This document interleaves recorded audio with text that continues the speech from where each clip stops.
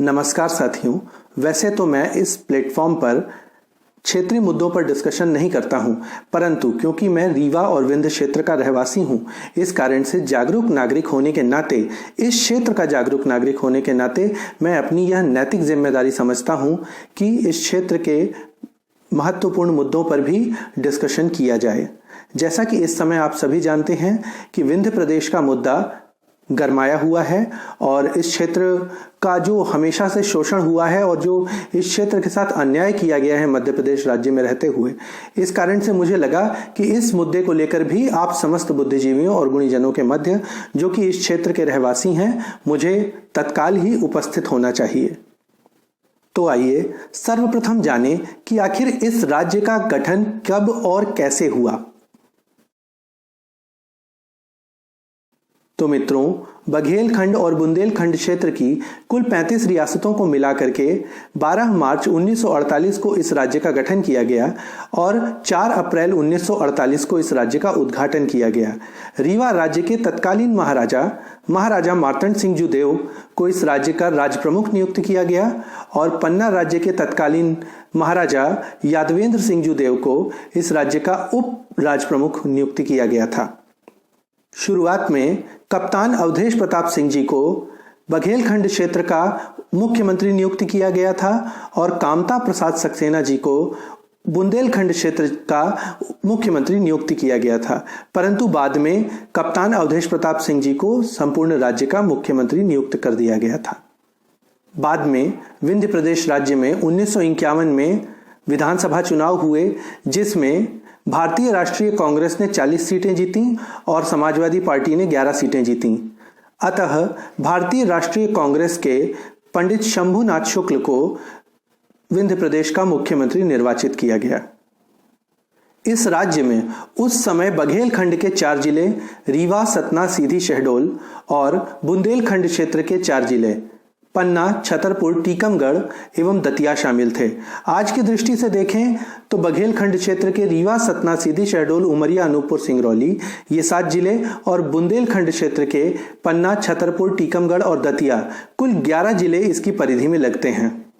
परंतु हम केवल बघेलखंड के 7 जिलों यानी कि रीवा, सतना, सीधी, शहडोल, उमरिया, अनूपपुर और सिंगरौली की दृष्टि से इस प्रदेश पर विस्तार से मंथन करेंगे। बुंदेलखंड के 4 जिलों यानी कि पन्ना, छतरपुर, टीकमगढ़ और दतिया को इसमें शामिल नहीं करेंगे। क्योंकि पृथक बुंदेलखंड क्षेत्र की या बुंदेलखंड राज्य की भी मांग उठ रही है, तो हो सकता है कि इन क्षेत्रों को, इन शहरों को, इन जिलों को उसमें शामिल कर दिया जाए। तो आखिर विंध्य प्रदेश का विलय मध्य प्रदेश में कैसे हुआ? 1 नवंबर सन 1956 को राज्य पुनर्गठन अधिनियम के तहत विंध्य प्रदेश, मध्य भारत, भोपाल सेंट्रल और महाकौशल को मिला करके मध्य प्रदेश राज्य का गठन कर दिया गया। इसका बहुत विरोध हुआ, आगजनी हुई, परंतु सरकार का निर्णय नहीं बदला और आंदोलनकारियों को जेल में बंद कर दिया गया। प्रस्तुत राज्य के विलय की शर्तों पर तत्कालीन मुख्यमंत्री विंध्य प्रदेश पंडित शंभुनाथ शुक्ल और तत्कालीन प्रधानमंत्री भारत सरकार पंडित जवाहरलाल नेहरू ने हस्ताक्षर किए थे। विलय की शर्तों में यह शामिल किया गया था कि राज्य स्तर के कुछ कार्यालय रीवा में खोले जाएंगे। जिस प्रकार से जबलपुर, इंदौर और भोपाल को या ग्वालियर को महत्व मिल रहा है, उसी प्रकार से रीवा को भी महत्व दिया गया। राज्य के कार्यालय यहाँ पर खोले गए, परंतु बाद में उनको यहाँ से हटा करके साजिशन भोपाल भेज दिया गया। आखिर कौन कौन से प्रदेश स्तर के कार्यालय उस समय रीवा में स्थापित थे? तो उस समय मित्रों, राजस्व विभाग, पशुपालन विभाग, कृषि विभाग, अकाउंटेंट जनरल का ऑफिस और कोर्ट इत्यादि रीवा में स्थापित थे। परंतु इन सभी कार्यालयों को बाद में साजिशन भोपाल स्थानांतरित कर दिया गया। उस जमाने में आखिर कितना महत्व था विंध्य प्रदेश का और रीवा का? मित्रों, विंध्य प्रदेश अन्य राज्यों की तरह एक राज्य हुआ करता था और रीवा भी राज्य की राजधानी हुआ करती थी। उस समय रीवा की तुलना इंदौर, भोपाल, पटना, रायपुर, लखनऊ या रांची या कानपुर जैसे शहरों से हुआ करती थी। परंतु आज देख लीजिए रीवा की स्थिति, रीवा को एक अदना सा शहर बना करके रख दिया गया है। रीवा में हाईकोर्ट था, विधानसभा थी और प्रदेश स्तर के सारे महत्वपूर्ण कार्यालय इस शहर में स्थापित थे। तो आइए आज की स्थिति में बात करते हैं, यानी कि यथा स्थिति बात करते हैं कि इस क्षेत्र में क्या क्या है। तो सर्वप्रथम शिक्षा के क्षेत्र में बात करते हैं। तो मित्रों, ये कहते हैं कि रीवा को क्या क्या ला दिया, मेडिकल कॉलेज ला दिया, इंजीनियरिंग कॉलेज ला दिया, एग्रीकल्चर कॉलेज ला दिया, यूनिवर्सिटी स्थापित कर दी। क्या ये सब पर्याप्त है हमारे क्षेत्र के लिए? अरे रीवा में या हमारे विंध्य पूरे क्षेत्र में कहीं पे भी कोई केंद्रीय स्तर का अच्छा संस्थान हो सिवाय सैनिक स्कूल को छोड़ करके, तो आप बता दीजिए। कहीं भी IIT आई हो, हाँ, NIIT आया हो, IIM आया हो, एम्स आया हो, हाँ, या इस तरीके के कोई भी बड़े संस्थान IIIT तक हो, तो ऐसा कोई भी केंद्रीय स्तर का संस्थान यहाँ पर स्थापित नहीं किया गया। शिक्षा के स्तर में सर्वांगीण विकास इस क्षेत्र का नहीं हुआ, हमको हमेशा पिछड़ा समझा गया। इंदौर में IIT IIM है, तो भोपाल में एम्स है, ग्वालियर और जबलपुर में IIIT है। आपके रीवा को क्या मिला?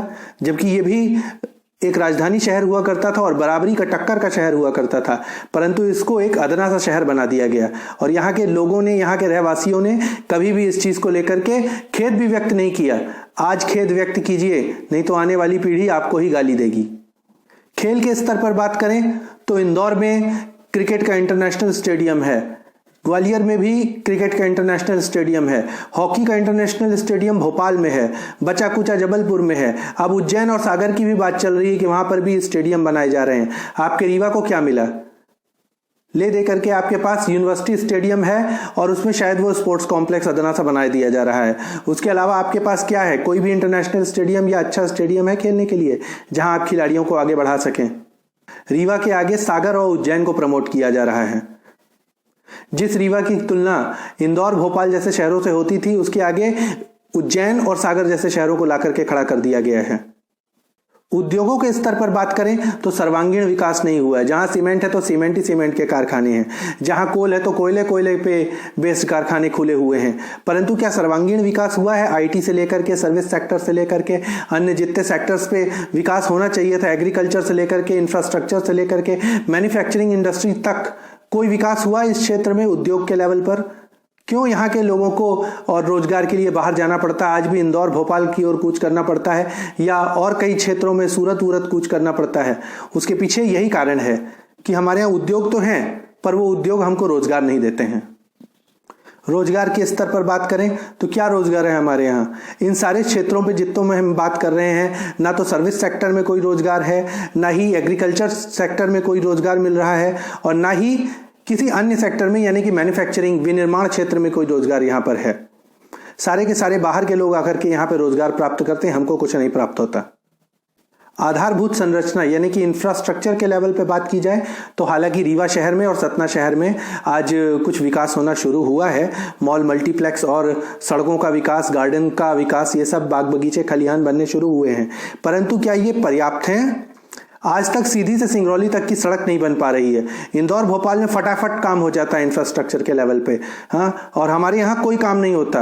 हमारे यहाँ का खनिज ले जाते हैं, हमारे यहाँ की सारी अकूत संपदा उठा करके, और हमारे यहाँ का विकास नहीं होता। बिजली हमारे यहाँ, खनिज हमारे यहाँ, और हमारे यहाँ के खनिज से, हमारे यहाँ के पैसे से विकास कहाँ पे हो रहा है? इंदौर भोपाल के क्षेत्रों में विकास हो रहा है, मध्य भारत में विकास हो रहा है। अपना कोई विकास नहीं हो रहा है। हमको आज भी गरीब और शोषित रखा गया है। पर्यटन के स्तर पर बात करें तो मध्य प्रदेश टूरिज्म के विज्ञापन जाकर के देख लीजिए, उसमें कैसे विज्ञापन आते हैं। इंदौर देखो, भोपाल देखो, ग्वालियर देखो, जबलपुर देखो, उज्जैन देखो, रीवा देखो की भी बात होती है, कहीं कहीं सतना देखो की भी बात होती है, मध्य प्रदेश टूरिज्म की वेबसाइट खोल करके देखिएगा। दाल बाफले मध्य प्रदेश की डिश है। मध्य प्रदेश में और अच्छे पकवान कहाँ मिलते हैं? भोपाल में मिलता है, जबलपुर में मिलता है। कहीं पे रीवा के या विंध्य के खान पान की भी बात होती है, कहीं चौसेला भी बता रहे हैं, केंद्रहार भी बता रहे हैं, रिगमज रसाज की भी बात हो रही है, फरा मुंगौरा की भी बात हो रही है। नहीं, क्योंकि बघेलखंड या विंध्य क्षेत्र में तो कुछ मिलता ही नहीं है।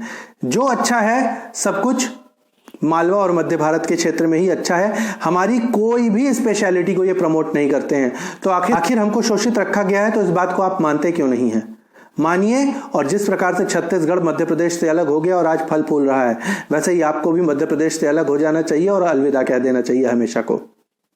अब अगर यातायात और परिवहन की दृष्टि से देखें तो इंदौर भोपाल सब बड़े बड़े जंक्शन हैं। यहाँ क्या विकास हुआ? रेलवे के स्तर पर कोई विकास नहीं हुआ। अब जाकर के सिंगरौली रेल लाइन पे काम चल रहा है, वो भी बहुत धीमी गति से, मंथर गति से काम चल रहा है। इंदौर भोपाल में हर काम फटाफट होते हैं। यहाँ पर सड़कों का स्तर जो है वो सब जानते हैं। इंटीरियर में जाकर के देखेंगे तो आपको सब कुछ समझ में आ जाएगा। एयरपोर्ट आज तक नहीं खुल पाया, ना तो रीवा में, ना सतना में, ना सिंगरौली में, ना शहडोल में। कहीं भी अगर आपको हवाई यात्रा करनी हो तो हमारे क्षेत्र में हवाई सेवाएं नहीं हैं। सांस्कृतिक महत्व की बात करें तो बुंदेलखंड और मालवा के संस्कृति को ज़्यादा प्रमोट किया जाता है। वहाँ के खान पान को, वहाँ के रहन सहन को, वहाँ की संस्कृति को, वहाँ के बोली को,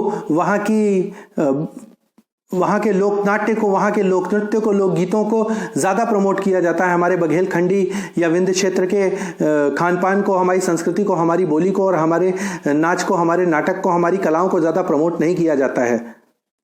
अगर राजनीतिक रसूख की बात करें तो आप देख ही रहे हैं कि राजनीतिक रसूख कितना है।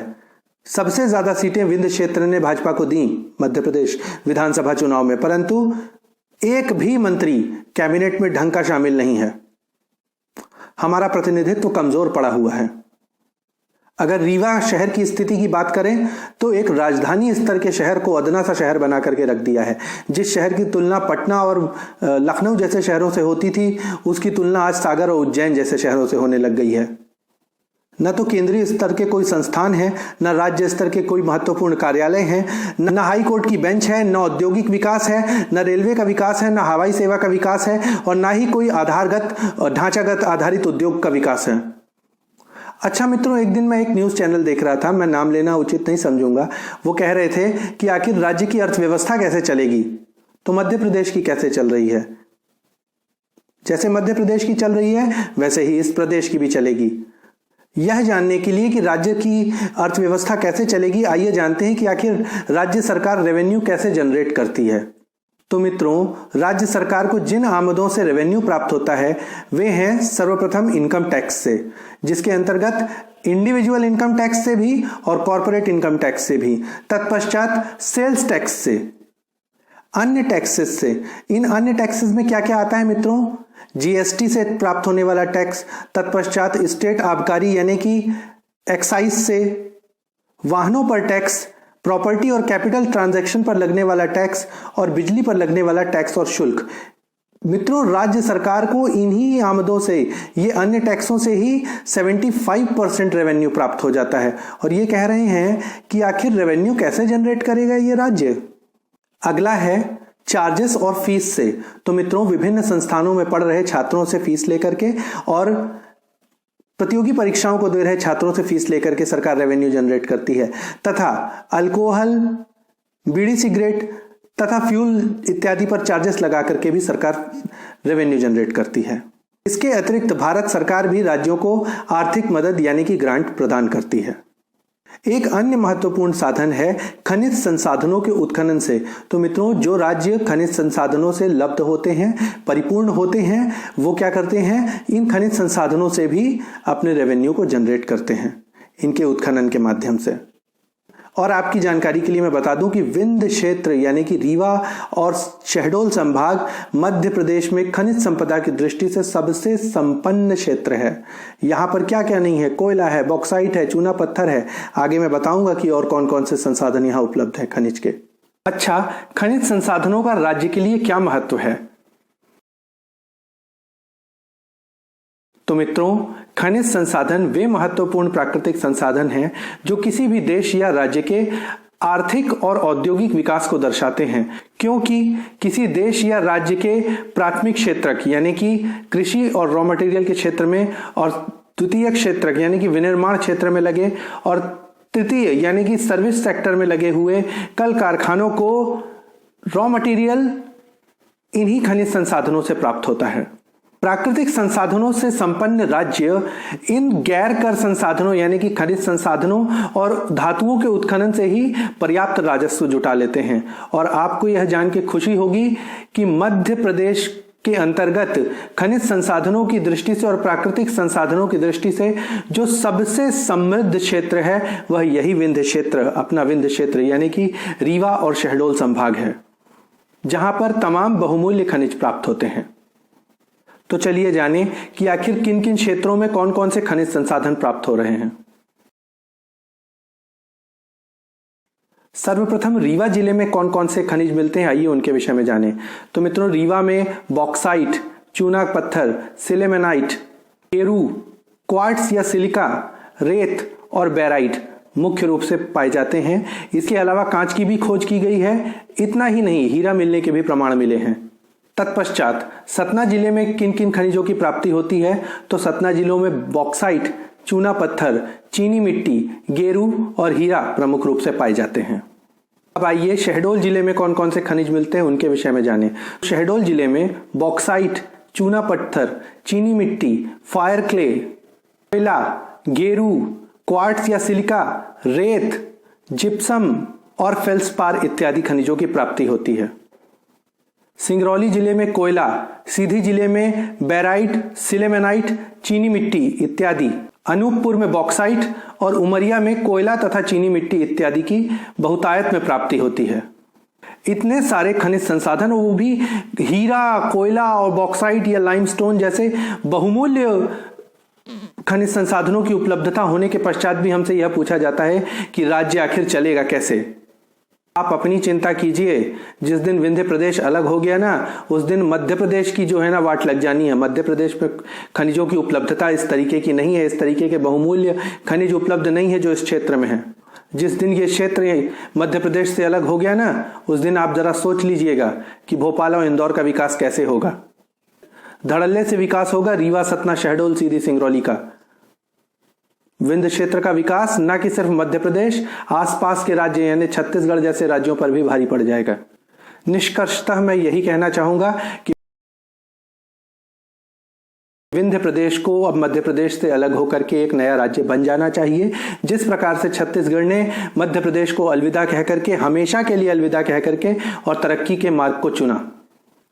एक प्रदेश को विकसित प्रदेश बनने के लिए जिन भी चीजों, परिस्थितियों या संसाधनों की आवश्यकता है, जैसे खनिज संसाधन, प्राकृतिक संसाधन या पर्यटन इत्यादि, वे सभी मजबूत परिस्थितियां या अनुकूल परिस्थितियां इस प्रदेश में या इस क्षेत्र में उपलब्ध हैं। अन्यत्र हमको अपनी संस्कृति, सभ्यता, अस्मिता और गौरव को भी बचा करके रखना है। मित्रों, जैसा कि सुनने में आ रहा है, बुंदेलखंड राज्य जल्द से जल्द बन जाएगा। अगर बुंदेलखंड राज्य अलग होता है तो यह भी संभव है कि बघेलखंड को बुंदेलखंड में मिला दिया जाए। अगर ऐसा होता है तो तुरंत ही हमारी अस्मिता, हमारा गौरव, हमारी संस्कृति, हमारी सभ्यता सब नष्ट हो जाएगी। जिस भी रूप में आप अपना सहयोग प्रदान करने पाए, कृपया प्रदान करें और प्रदेश के निर्माण में या विंध्य प्रदेश के पुनरुत्थान में अपना अमूल्य सहयोग अवश्य ही प्रदान करें। इसी के साथ आज के लिए धन्यवाद। हम पुनः किसी न किसी क्षेत्रीय महत्वाकांक्षी मुद्दे को लेकर के आप सभी बुद्धिजीवियों के मध्य उपस्थित होंगे। यदि आपको हमारा वीडियो पसंद आया हो तो इसको लाइक कर दें। यदि आपको हमारा प्रयास पसंद आ रहा हो तो हमारे चैनल को सब्सक्राइब अवश्य ही कर दें। और हाँ, इस कंटेंट को या इस चैनल के कंटेंट को अधिक से अधिक शेयर अवश्य करें, जिससे कि ये अपने अंतिम लाभार्थी तक पहुंच सके।